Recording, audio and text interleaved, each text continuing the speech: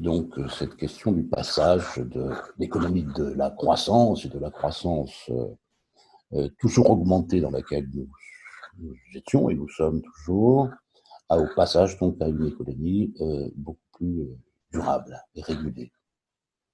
Alors c'est évidemment une question essentielle parce que cette épidémie n'est pas survenue par hasard. On sait que notre monde, dans ses grands équilibres écologiques, est déjà fortement atteint. Il y a une étude de la revue Nature, la grande revue américaine, qui montrait que les 7 ou 8 paramètres donc, qui permettaient de penser les écosystèmes dans lesquels nous sommes étaient déjà au bord du basculement. Et donc que notre relation au vivant se trouvait menacée. Donc à terme, avant même cette épidémie, il y avait déjà des études qui se demandaient si donc, le fait de continuer à détruire l'environnement d'une façon aussi accélérée n'allait pas amener des conséquences au plan climatique, au plan des grands systèmes qui donc déterminent le vivant.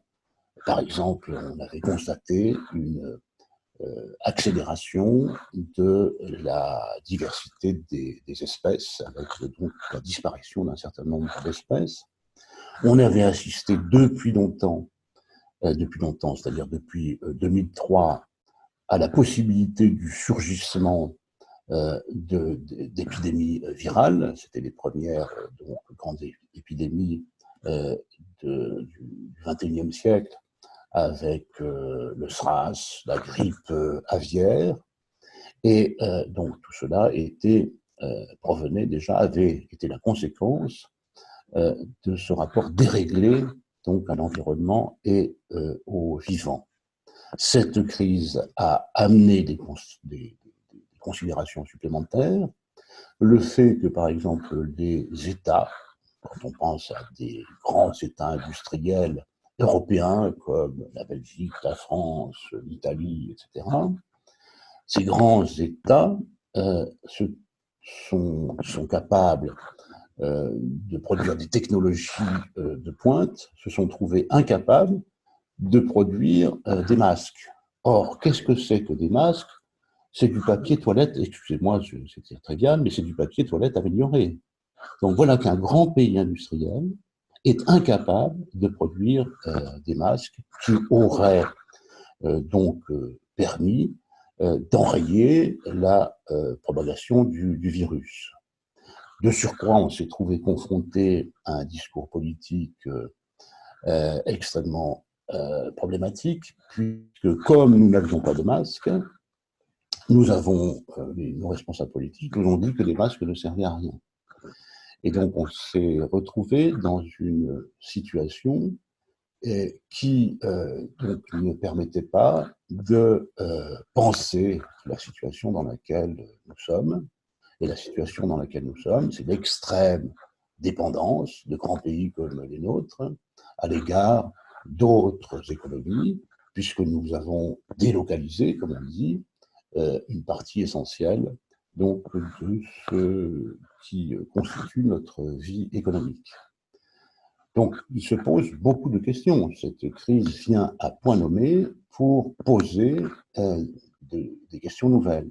La première, c'est de passer d'une croissance débridée qui détruit l'environnement à donc une économie durable et donc à une modalité de croissance qui tourne autour d'une croissance zéro, avec des choix industriels qui donc permettraient de respecter davantage l'environnement. Quand on pense par exemple à toute l'énergie qui vient des hydrocarbures, alors que nous commençons à être capables d'utiliser et de produire de l'hydrogène pour faire tourner quantité de automobiles, de trains, avions, jusqu'à des fusées avec des bombes, ce qu'on appelle des piles à combustible qui marcheraient à l'hydrogène, qu'on commence à savoir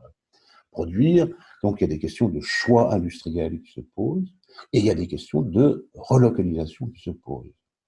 Donc voilà, peut-être que cette crise sanitaire sera enfin l'occasion de s'engager dans une révolution écologique, une révolution économique qui permette donc, qui nous offre la possibilité d'un développement durable. Espérons-le.